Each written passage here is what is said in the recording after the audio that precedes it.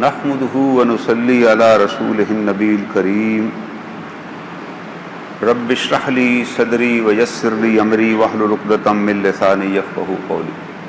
قال الله تعالى في قرآن المجيد ولا تشتروا بعهد الله ثمنا قليلا انما عند الله خير لكم ان كنتم تعلمون ما عندكم ينفد وما عند الله باق وَلَنَجْزِيَنَّ الَّذِينَ صَبَرُوا أَجْرَهُمْ بِأَحْسَنِ مَا كَانُوا يَعْمَلُونَ مَنْ عَمِلَ صَالِحًا مِنْ ذَكَرٍ أَوْ أُنْثَىٰ وَهُوَ مُؤْمِنٌ فَلَنُحْيِيَنَّهُ حَيَاةً طَيِّبَةً وَلَنَجْزِيَنَّهُمْ أَجْرَهُمْ بِأَحْسَنِ مَا كَانُوا يَعْمَلُونَ صدق اللہ العلی العظیم. یہ سورہ نحل کی آیات کریمہ ہیں.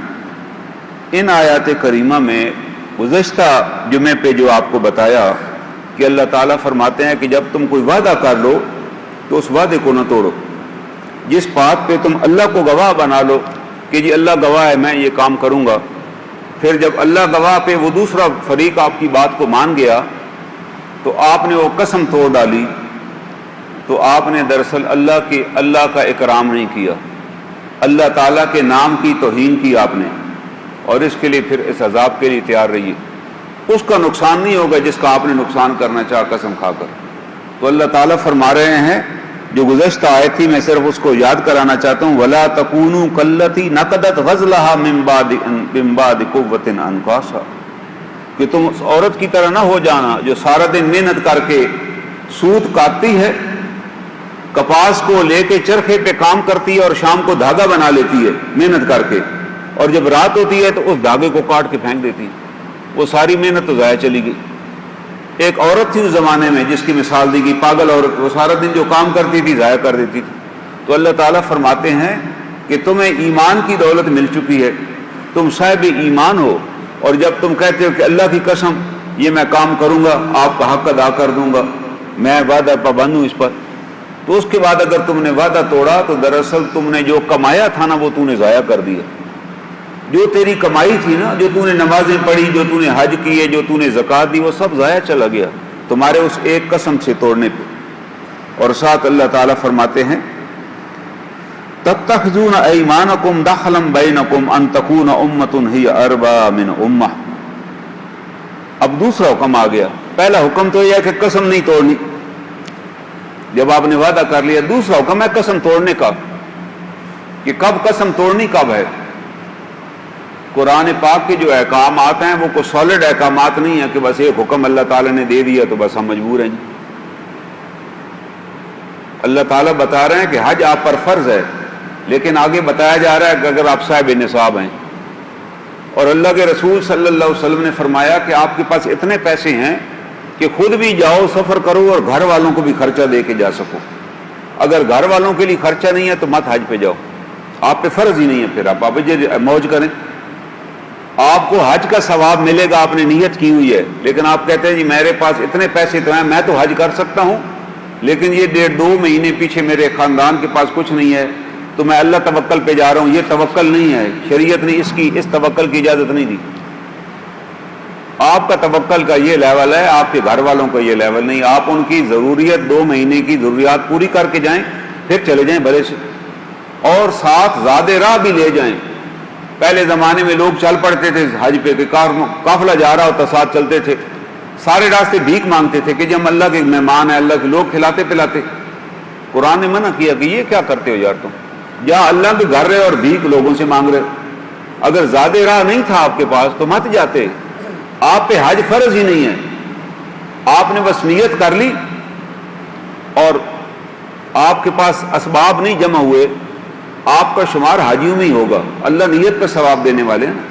اللہ تعالیٰ تو بڑے خزانوں کے مالک ہیں، اللہ تعالیٰ کے خزانے میں تو کوئی کمی نہیں. اللہ کہہ رہا ہے کہ میں آپ کو ثواب. لیکن جس بندے نے ایک بات اور بھی سنی، جس بندے کے پاس وسائل بھی ہیں اور کبھی حج کی نیت بھی نہیں کی زندگی میں، تو اللہ کے رسول صلی اللہ علیہ وسلم نے فرمایا کہ وہ شخص پھر چاہے یہودی ہو کے مرے یا عیسائی ہو کے مرے، اسلام سے اس کو کوئی تعلق نہیں. آپ کے پاس وسائل ہیں تو پہلی فرصت میں حج کیجیے. تالیہ نہیں کہ بچوں کی شادیاں کر کے جاؤں گا، یہ کدھر لکھا ہوا ہے؟ وقت آئے گا تو ان کی شادی ہو جائے. ہمارے یہاں لوگ پیسے سنبھال کے رکھتے ہیں, ہوتا ہے پاس پیسہ, کہتے ہیں جی وہ فرائض ہیں بڑے, کیونکہ ہم اصل ہندوؤں میں سے آئے ہوئے ہیں نا, وہ ہندوؤں والی عادات ہمارے اندر رچ گئی. وہ بھائی بچی اب پیدا ہوئی ہے, وہ 20 سال لگیں گے اس کی شادی کو, آپ 20 سال بیٹھے رہیں گے. میں ایک ایسے بندے کو بھی جانتا ہوں, اس کے پاس وسائل تھے, اس بہانے سے رکر آپ کی جی بچیوں کی شادی ہو جائیں, اور پھر وہ وقت آ گیا وہ چل بھی نہیں سکتا تھا. چلنے پھرنے سے وہ روتا تھا کہ یار میں چل نہیں سکتا. وسائل, اب میں نے کہا اب اللہ تعالیٰ سے استغفار کرو, کیونکہ اللہ حضور علیہ الصلوۃ والسلام نے فرمایا کہ وسائل بھی تھے اور جا بھی سکتا تھا, نہیں گیا, دنیاوی معاملات میں الجھا رہا. آپ نے تو بڑی سخت وعید دی ہے, یعنی جس کے پاس وسائل نہیں بھی ہیں, اگر اس نے بھی نیت نہیں کی تو وہ بھی یہودیوں میں شمار ہوگا. اسے بھی نیت کرنی چاہیے, اللہ تعالیٰ جب مجھے وسائل دے گا میں عمرے اور حج پہ جاؤں گا, نیت ہے میری. اللہ جب لے جانا چاہیں گے مجھے وسائل دے دیں گے, میں چلا جاؤں گا. اگر اللہ نے نہیں وسائل دیے تو میں تو بری ذمہ ہوں نا, میں تو نہیں کہہ سکتا کہ جی میرے پاس تو وسائل تھے. ہاں, اپنے گھر کو بیچ کے چلے جانا, کاروبار کو بیچ کے چلے جانا, اس کی بھی اجازت نہیں ہے, یہ بھی اجازت نہیں ہے. ہاں, ضرورت سے زائد مال ہو تو آپ حج کیجیے, بار بار حج کیجیے. آپ نے فرمایا بار بار حج اور عمرے کرو, تمہاری تنگدستی جاتی رہے گی. یہ اللہ کے رسول صلی اللہ علیہ وسلم کا فرمان ہے. لیکن اس سے یہ مراد نہیں ہے کہ یہاں حقوق العباد ہی ادا نہ کرو, لوگوں کے پیسے مار لو, زمینوں پہ قبضے کرو اور خوب حج کرو. وہ حرام کے پیسے والا حج تو اللہ کو ویسے ہی قبول نہیں, وہ تو وقت ضائع کرنے والی بات ہے, وقت ضائع کر رہے ہیں. تو یہاں حکم دیا جا رہا ہے, پہلا حکم تو یہ ہے کہ قسم نہیں توڑنی کسی حالت میں بھی. دوسرا حکم دیا جا رہا ہے کہ جب قسم توڑنی پڑے نہ توڑنا وہ بھی گناہ ہے. مثال اس کی دی گئی, اللہ کے رسول صلی اللہ علیہ وسلم نے فرمایا کہ اگر میں بھی قسم کھا لوں کوئی کہ فلاں کام میں نہیں کروں گا, لیکن بعد کے حالات سے ثابت ہو کہ وہ کام کرنا بڑا ضروری ہے, تو آپ نے فرمایا میں اپنی قسم توڑ دوں گا, اس کا کفارہ دوں گا اور وہ کام کروں گا. مثال اس کی مثال یہ ہے, کوئی 2-3 دوست ہیں, یہ 2-3 نمازی ہمارے ہیں, یہ 2-3 ہمارے رشتے دار ہیں, وہ جب بھی جھگڑا کرتے ہیں آپ جا کے ان کی صلح کرا دیتے ہیں. ان میں سے ایک بندہ ہے جو ہر دفعہ نیا پھڈا ڈال دیتا ہے. آپ کہہ دیتے ہیں کہ یار اب میں نے قسم کھا لی ہے کہ ان کے معاملے میں دخل نہیں دوں گا. ہوتا ہے نا کئی دفعہ ہم تنگ پڑ جاتے ہیں, کہتے ہیں یار ان کے معاملے میں نے نہیں دخل دینا, لیکن پھر معاملہ آپ کے پاس ہی آ جاتا ہے. دونوں اس بات پہ پہنچ جاتے ہیں کہ نہیں آپ ہی فیصلہ کریں, ہم آئندہ نہیں جھگڑیں گے. تو شریعت حکم, اللہ کے رسول صلی اللہ علیہ وسلم نے فرمایا کہ اس نیکی کے کام کے لیے قسم کو آڑ نہ بناؤ کہ میں تجھے قسم کھائی ہوئی ہے. آپ نے کہا اب اس قسم کا کفارہ ادا کرو, اس نیک کام کو کرو. کئی لوگ ہیں کوئی نیکی کا کام ہوگا وہ کہیں جی میں نے تو قسم کھا لی ہے. ایک صاحب تھے, وہ برطانیہ جانے لگے تعلیم کے لیے, تو اس کی والدہ نے کہا کہ بیٹا میں تو آپ کو نہیں جانے دوں گی کیونکہ وہاں تو حرام گوشت ملتا ہے اور تم بھی حرام گوشت کے عادی ہو جاؤ گے. اس نے والدہ سے قسم کھا لی کہ اماں جی میں قسم کھاتا ہوں میں آئندہ گوشت ہی نہیں کھاؤں گا. وہاں چلا گیا, وہاں سے واپس آ گئے. اب وہاں حالات ابھی ظاہر ہے وہاں رہا اور واپس آیا, وہاں بھی حلال گوشت ملتا ہے ویسے تو, لیکن اس نے چلے وعدہ کر رہی امی سے کہ جی میں انگلینڈ میں جتنا عرصہ رہوں گا گوشت نہیں کھاؤں گا, سبزی کھاؤں گا, جو مچھلی کھا لوں گا. اب واپس آ گیا تو یہاں کو دعوت تھی, لوگوں نے کھانا رکھا, کہنے لگے جی میں تو گوشت کی قسم کھائی ہوئی ہے. اب اس قسم پہ قائم رہنا جائز نہیں ہے. اب کیا ہے, اب اس کو اپنی قسم توڑ دینی چاہیے اور اس کا کفارہ بھی دینا چاہیے. اللہ کے نام کی قسم ہے, اس کا کفارہ ادا کر, 3 روزے رکھے یا چند مستحق لوگوں کو, غریب لوگوں کو کھانا کھلائے, قسم ادا ہو جائے گی. لیکن اب اس قسم کو توڑ دے, کیونکہ وہاں جس کا بات کے لیے قسم کھائی تھی وہ تو بہتر تھی کہ وہاں حرام ہے, لیکن یہاں اپنے ملک میں تو حرام نہیں ہے نا کہ آپ کسی کے گھر جائیں, وہ آپ کے لیے دعوت کا اہتمام کریں, آپ کہ جی میں تو گوشت نہیں کھاتا, وہ پھر آپ کو کیا کھلائیں گے. تو یہ جو ہے نا شریعت نے اب ان معاملات میں جب نیکی کا کوئی کام ہو, یا میں آپ کو کہہ دوں کہ جی میں نے اب قسم کھا لی ہے کہ جی میں اپنے گاؤں نہیں جاؤں گا, جب بھی میں گاؤں جاؤں وہ کوئی نہ کوئی وہاں جھگڑا کھڑا کر دیتے ہیں, بڑے شر پسند ہیں جی. یا میں جناب لاہور نہیں جاؤں گا, میں نے قسم کھا لیا اب میں سفر نہیں کروں گا. اب ایک ایسے حالات پیدا ہو, کوئی ایسا کام آ گیا جس کے لیے جانا بڑا ضروری ہے, تو اب مجھے قسم توڑ دینی چاہیے اور وہاں جانا چاہیے.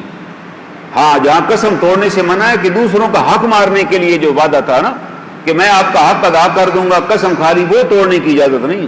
اس کے بارے میں اللہ پوچھیں گے.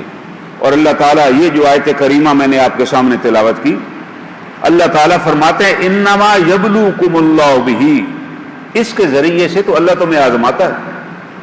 یہ اللہ تعالیٰ آپ کو آزما رہے ہیں کہ آپ کب قسم توڑتے ہیں اور کب قسم نہیں توڑتے. جہاں توڑنی تھی وہاں تو توڑی نہیں، اور جہاں نہیں توڑنی تھی وہاں توڑ دی. بظاہر میں آپ کو کہتا ہوں وہ نہیں جی اصل بات یہ تھی. اللہ فرماتے ہیں میں جانتا ہوں تمہارے دل کی بات، جو تمہارے دل کے اندر ہے فی نفوسکم، اللہ فرما رہا ہے میں تو وہ بات بھی جانتا ہوں. اور ساتھ اللہ تعالیٰ فرماتے ہیں انما یبلوکم اللہ بہ، اس طریقے سے اللہ آپ کو آزماتے ہیں. وَلَيُبَيِّنَنَّ لَكُمْ يَوْمَ الْقِيَامَةِ، اور قیامت والے دن ما کنتم فیہ تختلفون، ان چیزوں کی حقیقت اللہ ظاہر کر دیں گے. آج جس میں تم اختلاف کر رہے ہو، آج تم جس بات پہ جھگڑا کر رہے ہو نا، اللہ فرماتے ہیں اس کی حقیقت اس دن میں ظاہر کر دوں گا. کیونکہ اس دن تو پھر میں جہاں آپ کو تو چکر دے سکتا ہوں کہ بھائی دراصل قسم میں نے اس لیے توڑی تھی، وہ بھائی قسم میں نے اس لیے نہیں توڑی تھی، میں 17 توجیہیں پیش کر سکتا ہوں اور آپ حیا کی وجہ سے چپ کر جائیں گے کہ یار اب دل تو نہیں مانتا ان کی بات ماننے پہ لیکن مجبوری ہے چپ کرو جا. اللہ تعالیٰ فرماتے ہیں جب تم ہمارے پاس آؤ گے نا، ہم کیا کریں گے؟ الیوم نختم علی افواہہم، ہم تمہارے منہ پر مہر لگا دیں گے.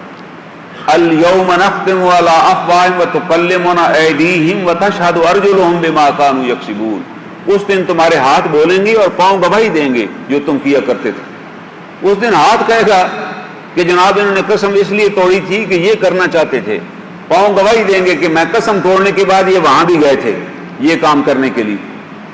اللہ میں ادھر جیسے دنیا میں ہم ایک دوسرے کو دھوکہ دیتے ہیں، بندہ وہاں بھی ڈٹھائی سے کہے گا کہ میں جناب یہ کیا، سمجھے گا اللہ تعالیٰ سن رہے ہیں. اللہ کہیں گے نہیں، ہم ادھر ہی الیوم نختم علی افواہہم وتکلمنا ایدیہم وتشہد بما کانوا یکسبون. یہ آیت سورہ یاسین میں آئی ہوئی ہے جس کو قلب قرآن کہا گیا کہ پڑھیے. ہم تو سورہ یاسین پڑھ لیتے ہیں، کبھی معنی نہیں غور کیا کہ یار سورہ یاسین میں لکھا کیا ہوا. خدا کے لیے ترجمے سے پڑھیے. اللہ تعالیٰ فرما رہے ہیں کہ ہم جناب آپ کا منہ بند کر دیں گے، ادھر آپ کے ہاتھ بولیں گے، پاؤں گواہی دیں گے جو آپ کرتے آئیں. یہ کوئی عام معاملہ نہیں ہے کہ جو مرضی کریں آپ. اور اگلی آیت وَلَوْ شَاءَ اللَّهُ، اگر اللہ چاہتے لَجَعَلَكُمْ أُمَّةً وَاحِدَةً، تم کو ایک ہی امت بنا دیتے. اللہ چاہتے تو ہم ساروں کو ایک امت بناتے، ہم سب ایک جیسے ہوتے. اللہ کے لیے کوئی مشکل نہیں تھی. اس کی مثال لیجیے، اللہ تعالیٰ نے بکریاں بنائیں، دنیا جہان کی بکریاں ایک جیسی ہیں، ایک ہی ان کی خوراک ہے. آپ یہ نہیں کہہ سکتے کہ جی ہم نے گھر بکری پالی ہوئی ہے، ہم اس کو چکن کھلاتے ہیں روزانہ. کوئی بکری چکن نہیں کھائے گی. یا آپ کہیں جی میں نے بکری رکھی ہوئی ہے اور مٹن اس کو کھلاتا ہوں، یا جی میرے گھر بکری ہے میں اس کو کباب کھلاتا ہوں. اللہ تعالیٰ نے مخلوق بنائی، اس کی اللہ نے ٹائمنگ بھی طے کر دی، اللہ نے اس کی خوراک بھی طے کر دی. دنیا جہان کے پرندے، آپ کہیں جی میں نے پرندے رکھے ہوئے ہیں، وہ سارا دن سوتے ہیں اور رات کو جاگتے ہیں. ایسا کوئی پرندہ آپ کو دنیا میں نہیں ملے گا. ہر پرندہ سورج نکلنے سے پہلے جاگتا ہے اور مغرب کے وقت اپنے اپنے گھونسلوں میں چلا جاتا ہے. عصر پہ آپ باہر نکل کے دیکھیں چھت پہ، آپ کو غور در غور پرندوں کے جا رہے ہوں گے. ان کے پاس نہ گھڑی ہے، نہ ان کے پاس کوئی ٹائم ٹیبل ہے، نہ ان کے پاس موبائل ہے. انہیں پتہ ہے یار ہم نے اب گھر جانا ہے اور مغرب سے پہلے پہنچنا. کسی درخت پہ اگر پرندے رہتے ہیں مغرب سے پہلے وہاں چلے جائیں، اس درخت کے اوپر ان کے شور ہوگا کہ واپس ہم آ گئے، اللہ کو شکر ادا کر رہے ہیں جی ہم سارا دن محنت کے اب سو جائیں گے. اللہ تعالیٰ فرماتے ہیں ہم نے ان کو پروگرام کر دیا ہے کہ بھئی آپ نے صبح طلوع آفتاب سے پہلے جاگنا، غروب آفتاب سے پہلے آپ نے کام ختم کر لینا. یہ آپ کی خوراک ہے. آپ یہ نہیں کہہ سکتے کہ چڑیا کو ہم نے گوشت کھاتے دیکھا ہے. چڑیا کی خوراک اللہ نے طے کر دی ہے، کوے کی خوراک اللہ نے طے کر دی ہے، ہر جانور کی خوراک اللہ نے طے کر دی ہے. ہاں یہ انسان کو اللہ نے اختیار دی ہے. ان سے پوچھا نہیں جائے گا، کسی پرندے سے کسی جانور سے نہیں پوچھا جائے گا کہ تم نے حلال کھایا یا حرام. اللہ نے ان کو یہ تمیز ہی نہیں دی، ان سے پوچھا ہی نہیں جائے گا. ان کے سامنے جو بھی خوراک رکھیں گے وہ کھا لیں گے. وہ نہیں پوچھیں گے کہ چوری کے پٹھے ہیں یا کہاں. ہاں اللہ کہہ رہے ہیں یہ شعور ہم نے آپ کو دیا ہے. یہ آپ کو دیا ہے کہ آپ کھانے سے پہلے یہ دیکھیں کھانا حلال کا ہے کہ نہیں. ایک بزرگ تھے نا حضرت جنید بغدادی رحمۃ اللہ علیہ، ان کے پاس گئے بات کرنا چاہیے. انہوں نے کہا آپ کو پتہ ہے کھانے کے کیا آداب ہیں؟ انہوں نے کہا جی یہ ہے کہ بسم اللہ پڑھیں اور دائیں ہاتھ سے کھائیں. اس نے کہا پھر آپ کو پتہ ہی نہیں ہے، جائیں آپ. اس نے کہا اللہ کے بندے بسم اللہ شروع کر کے کھانا شروع کر دو گے، پہلے اہتمام تو کرو ہے حلال. آپ کہیں ایسے ہی کھانے کو جڑ گئے ہو، بسم اللہ پڑھنے سے حلال ہو جائے گا؟ آپ پہلے اہتمام کریں کہ رزق حلال ہونا چاہیے۔ اگر آپ مجھے دعوت دے رہے ہیں اور مجھے پتہ ہے آپ کا سارا کاروبار ہی رزق حرام پہ ہے، تو مجھے معذرت کر لینی چاہیے کہ جی میں آپ کا کھانا نہ کھا سکوں گا، آپ مجھے معاف فرمائیں، میں اپنے گھر کھا لوں گا، میں نہیں کھا سکتا۔ لیکن اللہ فرما رہے ہیں ہم انسانوں سے پوچھیں گے، کیونکہ ان کو ہم نے تمیز دی ہے کہ بھائی حلال کیا ہے اور حرام کیا ہے۔ اگر وہ حرام کھا رہے ہیں تو ہم پوچھیں گے کہ کیوں کھایا آپ نے، ان سے نہیں پوچھیں گے۔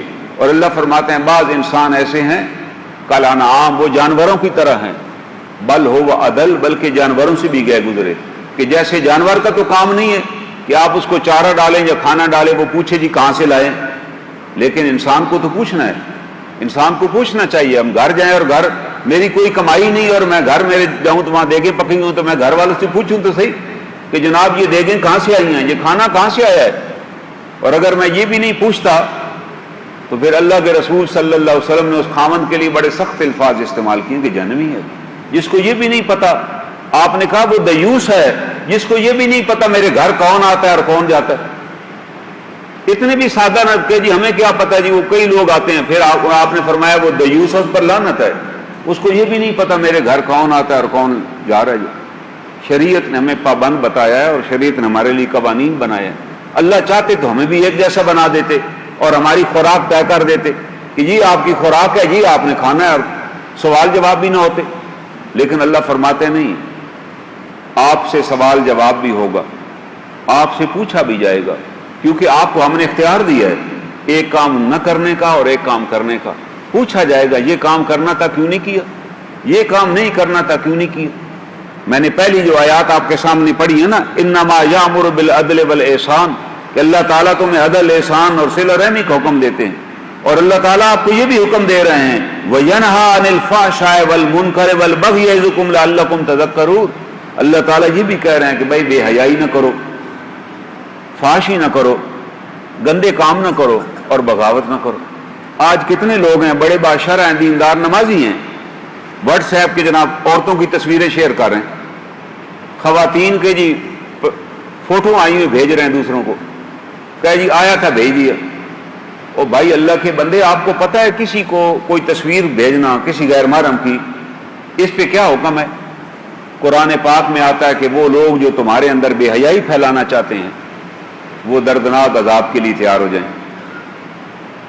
آپ ڈیلیٹ بھی کریں اور اس کو فون بھی کریں کہ یار تمہیں شرم نہیں آتی، یہ تم اپنی نمازیں بھی برداشت، پہلے تم نے مجھے درود شریف بھیجا کہ جمعہ مبارک آج درود شریف پڑھیے، 15 منٹ بعد آپ نے ایک اور بکواسیات بھیج دی۔ تو یار تم کون ہو، منافق ہو یا مومن ہو؟ دیکھیں نا، مومن کا تو ایک ہی چال چلن ہوگا نا۔ منافق کا کام یہ ہے کہ جناب مسجد بھی آیا ہوا ہے وہ، پھر کسی جگہ بےہودگی ہو رہی ہے تو وہاں بھی کھڑا ہوا ہے، پھر جناب پتہ چلا ہے کوئی نیک کام بھی کر رہا ہے اور اگلی 15 منٹ بعد کوئی بے حیائی کا کام بھی کر رہا ہے۔ وہ تو صاحب ایمان نہیں ہے، وہ تو وہی شخص ہے جس کے بارے میں قرآن کہہ رہا ہے، قرآن کہہ رہا ہے وَلَا تَكُونُوا كَالَّتِي نَقَضَتْ غَزْلَهَا مِن بَعْدِ قُوَّةٍ أَنْكَاثًا، کہ تم ایک دھاگا بٹ لینے کے بعد پھر اس کو کاٹ ڈالتے ہو۔ ایمان لا چکے ہو یار، تو ایمان لانے کے بعد بے حیائی کی باتیں، ایمان لانے کے بعد گندی باتیں، ایمان لانے کے بعد گالیاں دینا۔ اللہ کے رسول صلی اللہ علیہ وآلہ وسلم نے فرمایا اگر تم گالی دو گے تو کیا ہوگا؟ اللہ کی نگاہ سے ہی گر جاؤ گے۔ اور خدا نہ خواستہ، میں نے ایک واقعہ آپ کو سنایا تھا کہ اللہ کے رسول صلی اللہ علیہ وسلم نے فرمایا کہ جو تم کام کرو گے، جس کام کے عادی ہو جاؤ گے، اسی کام پر تمہاری موت آئے گی، اور جس کام پر تمہاری موت آئے گی اسی کام پر تمہیں اٹھایا جائے گی۔ ایک شخص کا واقعہ، ایک ڈاکٹر صاحب نے، انہوں نے 100 بندوں کے واقعات لکھے ہیں، ڈاکٹر صاحب نے، سرجن تھے، تو انہوں نے کہا میں ہاسپٹل میں تھا، میں نے 100 بندوں کو اپنے سامنے مرتے دیکھا، میں نے ان 100 بندوں کے حالات لکھ دیے، جس میں ایک واقعہ یہ بھی لکھا کہ ایک صاحب داخل تھے اور وہ ان کو بڑی تکلیف تھی، وہ بیماری تھی، ان کو بڑا درد ہوتا تھا جسم میں، تو وہ چلا رہے تھے، تو میں وہاں گیا، میں نے عملے سے پوچھا کہ یار اس کے لیے میں نے ٹیکا انجیکشن رکھا ہوا ہے کہ جب بھی اس کو درد ہو تو آپ نے انجیکشن لگانا ہے، کیوں نہیں انجیکشن لگایا آپ نے، وہ اتنا درد ہے اس کو؟ وہ عملہ کہنے لگا جناب ہم کیسے ٹیکا لگائیں، ان کے پاس کوئی جائے تو جب ماں بہن کی گالیاں دیتے ہیں، تو ہم جب بھی ان کو کوئی چیز دینے لگتے ہیں آگے سے گالیاں دیتے ہیں۔ ہم اس نے کہا یار یہ تو بیچارہ مریض ہے بھائی، یہ جو مرضی کرے، ہم تو ڈاکٹر ہیں، آپ مجھے دیں ٹیکا. اس نے ٹیکا لیا, کہنے میں نے لگایا تو اس نے مجھے بھی بہن کی گالی دی کہ مجھے ٹیکا لگا دیا, اور گالی دینے کے بعد وہ فوت ہو گئے, بچ نہیں سکے. مجھے بڑا صدمہ ہوا کہ یار بیچاروں کو ٹیکا بھی لگایا, لیکن آخری کلام کیا تھا؟ ماں یا بہن کی گالی تھی. تو جب اس کے وہ رسا آئے تو ان سے میں نے پوچھا کہ یہ کام کرتے تھے یار, آج انہوں نے صبح سے یہ گالی. انہوں نے کہا جی ہمارے ابا جی تھے, ان کی بس عادت تھی جی گالیاں دیتے تھے, گالیاں بڑی دیتے تھے, کاروبار کرتے تھے, بس جس پہ ناراض ہو جائیں تو 5-10 گالیاں دے دیں, گھر والوں کو بھی دیتے. تو کہتا میں نے وہ واقعہ لکھ دیا اور میرے سامنے وہ حدیث شریف آ گئی, اللہ کے رسول صلی اللہ علیہ وسلم کا فرمان مبارک کہ اگر تم زندگی میں گالیاں دو گے تو گالی دیتے ہی مرو گے, اور جب قیامت والے دن اٹھائے جاؤ گے تو زبان پر کیا ہوگا؟ بھائی گالی ہوگی. اگر آپ نے یہ عادت بنا لی, جب آنکھ کھلے آپ نے اللہ اکبر الحمدللہ, جیسی رات کو آنکھ کھلے چاہے نہ بھی بیٹھنے کا پروگرام نہ ہو, آپ نے گھڑی دیکھی پتہ چلا بھی 2 ہو گئے, یار اب تو نیند بھی پوری نہیں ہوئی, تو اس وقت بھی الحمدللہ کہیں سونے سے پہلے کہ اللہ تیرا شکر ہے تو نے جگا دیا, اور ابھی بھی میرے آزاد سلامت ہیں, زبان بھی کام کر, الحمدللہ تیری بڑی مہربانی, پھر سو جائیں. اگر یہ ہم عادت بنا لیں گے نا جاگنے پہ اللہ اکبر کہنے کی, لا الہ الا اللہ پڑھنے کی, پھر یہ عادت جم جائے گی. پھر جب حشر کے میدان میں اٹھائے جائیں گے تو خود بخود زبان پر اللہ اکبر بھی ہوگا, لا الہ الا اللہ بھی ہوگا, محمد الرسول اللہ بھی ہوگا صلی اللہ علیہ وسلم. اگر عادت ہی نہیں ہے کہ گھر والوں نے جگا دیا تو گالی نکالی کہ یار گھنٹہ پہلے کیوں جگا دیا جانوروں, تو پھر کیا ہوگا؟ میدان حشر میں بھی یہی عادی ہے, اسی طرح ہی بولے, کیونکہ رسول کریم صلی اللہ علیہ وسلم کا فرمان غلط نہیں ہو. آپ نے جب کہہ دیا ہے کہ جس طرح زندگی گزارو گے اسی طرح مرو گے, اور جس طرح مرو گے اسی طرح اٹھائے جاؤ گے. یہ بڑا اہم فرمان ہے, یہ کوئی معمولی بات نہیں ہے, یہ ایک وے آف لائف بتا رہا ہے اسلام کے. بھائی یہ آپ کی زندگی آپ نے اس طرح گزارنی ہے.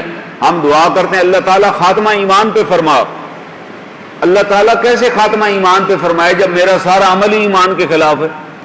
خاتمہ ایمان پہ تو تب ہوگا اگر میرا عمل ایمان کے مطابق ہوگا, تو پھر تو خاتمہ ایمان پہ ہی ہوگا.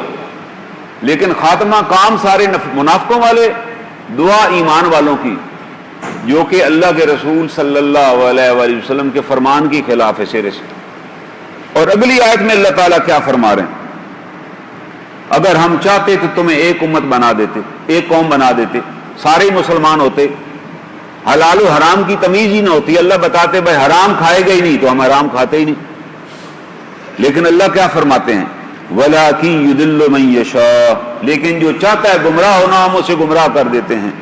وَيَهْدِي مَن يَشَاءُ, اور جو ہدایت چاہتا ہے ہم اس کو ہدایت دے دیتے ہیں. ایک آدمی چاہتا ہی ہے میں گمراہ ہو جاؤں, میں حرام ہی کھاؤں, میں حرام ہی پیوں, اللہ تعالیٰ جانے دیتے ہیں کہ ٹھیک ہے پھر ادھر ہی چلو تم. اور ایک آدمی کہتا ہے کہ نہیں جناب میں تو حلال پہ کوشش کروں گا, اپنی طرف سے کوشش کروں گا, تو اللہ کہتے ہیں ہم اس کے لیے حلال کی آسانی پیدا کر دیتے ہیں. اور ساتھ اللہ تعالیٰ فرماتے ہیں وَلَتُسْأَلُنَّ, یہ بڑی اہم آیت ہے, وَلَتُسْأَلُنَّ عَمَّا كُنتُمْ تَعْمَلُونَ, تم سے یقیناً پوچھا جائے گا جو تم کرتے رہے ہو. یہ بھول نہ جائیے کہ ہم سے پوچھا نہ جائے گا. یہ وہ ایمان یقین ہے جس کے لیے قرآن نے کہا کہ آپ صاحب ایمان کے لیے ضرورت ہے. ایک حکم ہے یؤمنون بالغیب, کہ غیب پر ایمان لانا. ایک حکم ہے یوقنون, آخرت پر یقین رکھنا. کیوں آخرت پر یقین رکھنا؟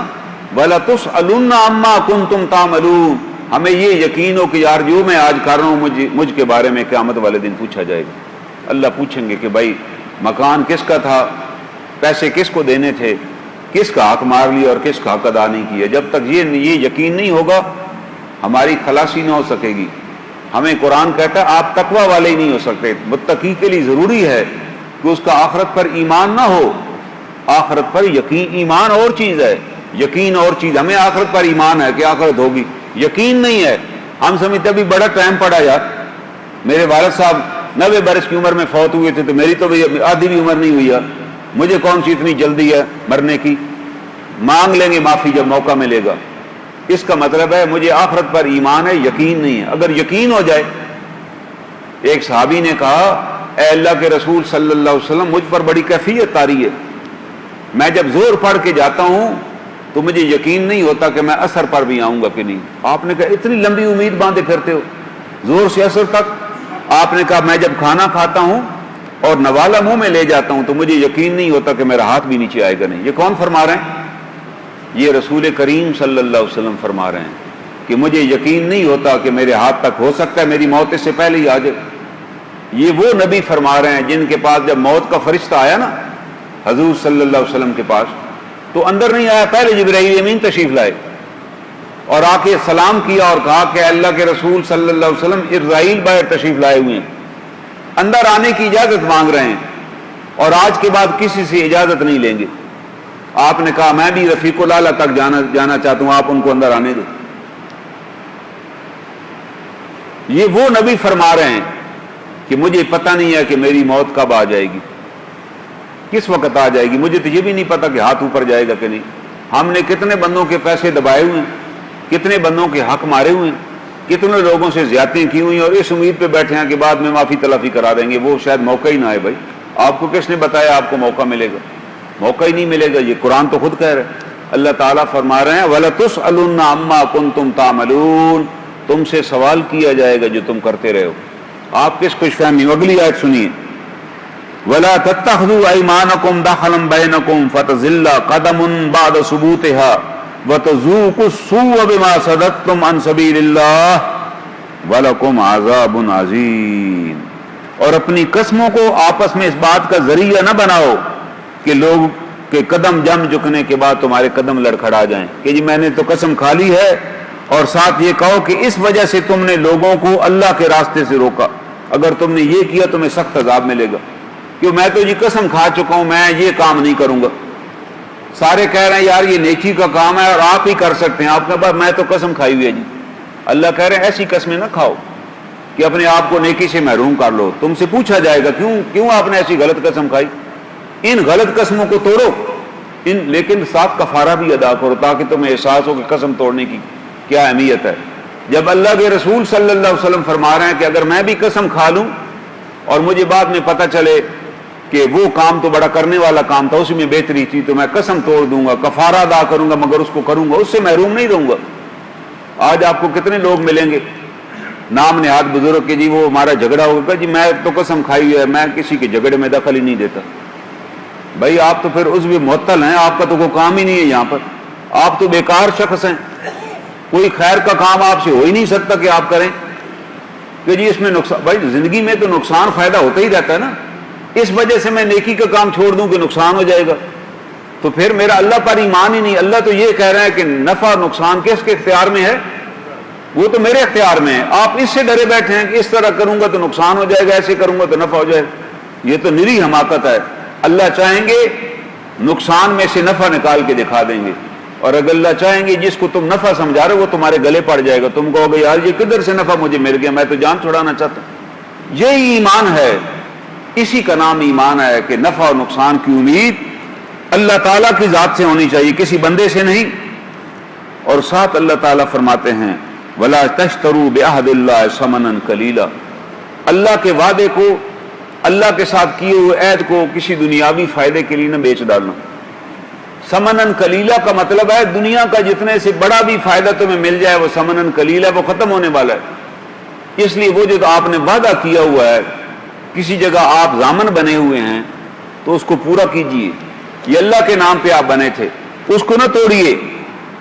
انما عند اللہ وخیر لکم ان کنتم تعلمون, یاد رکھو کہ یہ جو وعدہ پورا کرنا ہے انما عند اللہ وخیر لکم ان کنتم تعلمون, جو کچھ اس کا بدلہ اللہ کے پاس ہے وہ سب سے بہتر اگر تمہیں اس کی خبر ہو. جب تم اللہ پہ معاملہ چھوڑے بیٹھے ہو تو تمہیں نفع نقصان کی کیا پریشانی کہ جی میں نے آپ سے سودا کر لیا اس زمین کا اتنے میں دے دوں گا, اب رات کو کوئی صاحب آ گیا انہوں نے کہا جی ہم آپ کو اتنا زیادہ دیتے ہیں. میں نے کہا یار صبح غائب ہی ہو جاؤ کیونکہ یہاں نفع ہو رہا ہے. اللہ کہہ رہے ہیں کہ یہ آپ کی حماقت ہے جس کو آپ نفع سمجھے بیٹھے ہیں. آپ ایمان سے ہی گئے, لوگ کیا کہیں گے وہ جی انہوں نے میرے ساتھ بے ایمانی کر لی کہ میرے ساتھ وعدہ کیا تھا اور دے ادھر دیا, اور ساتھ بہانہ بنایا کہ ہم نے کون سی جی تحریر لکھی تھی. اور بھائی آپ نے زبان سے کہہ دیا بات ہو گئی. آپ اس نفع نقصان میں نہ جاؤ کیونکہ اللہ خیر نفع تو میرے اختیار میں ہے. اور میں اس بات کو ختم کروں گا کہ جناب رسول اللہ صلی اللہ علیہ وسلم نے فرمایا کہ وہ مسلمان کامیاب ہو گیا جس کو جو اسلام میں داخل ہوا یا جس کے دل کے اندر اسلام ہے وہ مسلمان ہے، اللہ نے ضرورت کے مطابق اس کے رزق دیا ہوا ہے، اس کی ضروریات پوری ہو رہی ہیں، اور اللہ نے اس کو قناعت کی دولت دی ہوئی ہے کہ جو اللہ نے دیا میں اس پہ راضی برضا ہوں۔ آپ نے کہا یہ شخص کامیاب ہے، یہ شخص کامیاب ہے۔ 3 چیزیں اس میں ہوں اگر تو، پہلی چیز حالت اسلام پر ہو، بڑی دولت ہے اللہ کی۔ اگر ہم کسی یہودی کے گھر، ہندو کے گھر پیدا ہوتے تو خدا نخواستہ ہندو ہوتے، عیسائی کے گھر پیدا ہوتے تو ہوتے۔ اللہ کی کتنی مہربانی ہے، اللہ نے ہمیں مسلمانوں کے گھر پیدا کیا، ہم کلمہ پڑھتے ہیں اور اس وقت مسجد میں بیٹھے ہیں، تو اس کا شکر ہے۔ دوسری بات، اللہ نے جو رزق دیا ہوا کیا ہماری ضروریات کے لیے کافی ہے؟ تو پھر اللہ کا شکر ادا کرنا چاہیے۔ اس سے زیادہ رزق آپ نے مانگا ہی نہیں، آپ نے کہا میری اہل بیت کو اتنا رزق عطا کرنا کہ ان کی ضروریات پوری ہو جائیں، بس۔ ضرورت سے زیادہ اگر رزق کے پیچھے بھاگیں گے پھر اس کا حساب بھی تو آپ ہی نہیں دینا ہے، ہو سکتا ہے اس کا حق ادا نہ کر سکے اور قیامت والے دن پکڑے جائیں۔ آپ کی اگر ضروریات پوری ہو رہی ہیں پھر دائیں بائیں نہ دوڑیں، پھر بھاگیں نہیں اس رزق کے پیچھے کہ اتنا بھاگیں کہ فرائض ہی جاتے رہیں، اتنا بھاگیں کہ نمازیں ہی جاتی رہیں، اتنا بھاگیں کہ تلاوت کا وقت ہی نہ ملے کہ جی فلاں جگہ کام پہ گئے ہوئے تھے، فلاں بھی کام میں کر رہا ہوں، وہ ٹھیکہ بھی میں نے لیا ہوا ہے، نماز کہتا ہے جی وہ بیچ میں نماز تو رہ ہی جاتی ہے۔ ایک بہت بڑے ٹرانسپورٹر ہیں ہمارے علاقے کے، فیصل آباد کے، ان کے پاس اپنا ہوائی جہاز بھی تھا، ٹرانسپورٹر بھی تھے، بڑی بڑی انہوں نے گاڑیاں پاکستان میں انٹروڈیوس کروائیں جی، پہلی ایئر کنڈیشن کوچز تھی انہوں نے انٹروڈیوس کرائیں، 3-4 شہر میں ہی اڈے تھے ان کے، کوئی لاہور سے آنے والے، کوئی ملتان، اور پھر شام کو وہ حساب کتاب کرتے تھے، اور اس حساب کتاب میں اتنا وقت بھی نہ ہوتا کہ واش روم میں بھی چلے جاتے، تو رستے میں جا رہے تھے تیزی سے کہ ایک جگہ حساب کیا، پیسے لیے، پھر اگلے اڈے پہ رستے میں واش روم کی حاجت پیش آ گئی کہ بڑا سخت پیشاب آ گیا، کوئی جگہ نہیں تھی، تو انہوں نے کہا گاڑی روکو یار، ادھر گلی نہیں بیٹھ گئے سڑک کے کنارے، اور کیونکہ بڑے عرصے سے پیشاب روکا ہوا تھا تو جب بیٹھے تو ہارٹ اٹیک ہوا اور اسی میں مر گئے، وہ دوسری جگہ وفات ہو گئی۔ وہ ساری گاڑیاں، وہ ہوائی جہاز، وہ پیسہ منات سب پیچھے رہ گیا۔ وہ جب الیکشن لڑتے تھے تو اس علاقے میں جا کے کہتے تھے کہ یہاں کیا کام ہونے والا، کہتا سڑک بنوا دو، کہتا یہ میں سڑک بنا دوں گا، حکومت کو چھوڑو آپ۔ ہر دفعہ الیکشن جیتے تھے، لیکن اللہ تعالیٰ نے بتا دیا کہ یار تیرے پاس لوگوں کے لیے تو وقت ہے، ہمارے لیے تو وقت ہی نہیں ہے تیرے پاس۔ تم سمجھتے ہو کہ بھائی یہ پیسے ہی بڑی بات ہے، اتنی ٹرک چلا لو گے، اتنے جہاز چلا لو گے، تم تو پورے پڑو گے، ہم تمہیں بتائیں گے کہ تمہارا ٹائم اتنا چھین لیں گے کہ تمہارے پاس پیشاب کرنے کا وقت بھی نہیں بچے گا، اور وہی تمہاری موت کا باعث بن جائے گا۔ ایسا بھی آدمی مصروف نہ ہو زندگی میں، ایسی مصروفیت بھی سمجھ لیجئے کہ میں کسی اپنے اعمال میں جکڑا ہوا ہوں، پھر اللہ تعالیٰ ایسی مصروفیت سے بچائیں۔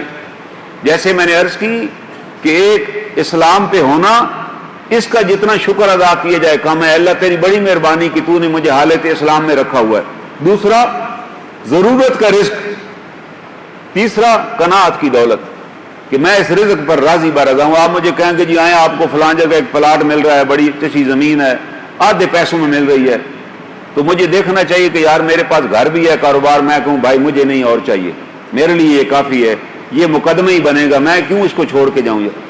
آج ہمارے لوگ جو عدالتوں میں بھاگے پھر رہے ہیں نا، اندھا دھند، وہ اندھا دھند وسائل کریٹ کرتے پھر رہے ہیں، اندھا دھند بھاگ کے اپنی دولت بڑھا رہے ہیں، اسی میں پھنس کے رہ جاتے ہیں، پھر اس دولت کو انجوائے نہیں کر سکتے۔ مزہ تو اس روٹی کا ہے نا، چاہے وہ ایک روٹی ہو جو آرام سے آپ پنکھے کے نیچے بیٹھ کے کھائیں اور ساتھ ایک گلاس پانی کا پئیں، چاہے اچار کے ساتھ ہی کھا لیں، بجائے کہ آپ کے پاس 10 ڈشیں پڑی ہوں اور آدھی ڈاکٹر نے ویسے منع کر دی ہوں، آدھی کو آپ کو فکر ہو کہ یار یہ زیادہ لایا تو وہ مقدمہ رہ جائے گا، فلاں کام رہ جائے گا، فلاں جگہ جانا ہے، ایسے زہر مار کر رہے ہیں اور آپ جا رہے ہیں، تو ایسے رزق کا کیا فائدہ ہوا۔